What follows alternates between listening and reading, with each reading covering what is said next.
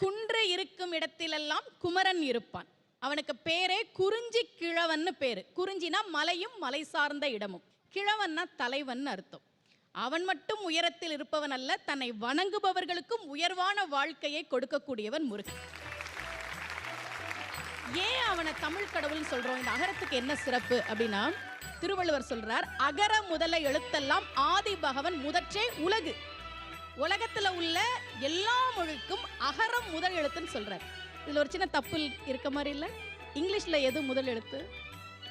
தோரண மலைக்கு வந்தால் போதும் துயரங்கள் நீங்கி விடும்.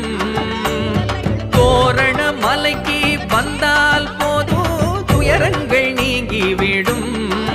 வந்து பால முருகனின் பாதம் பணிந்தால் பாதை துலங்கி விடும்.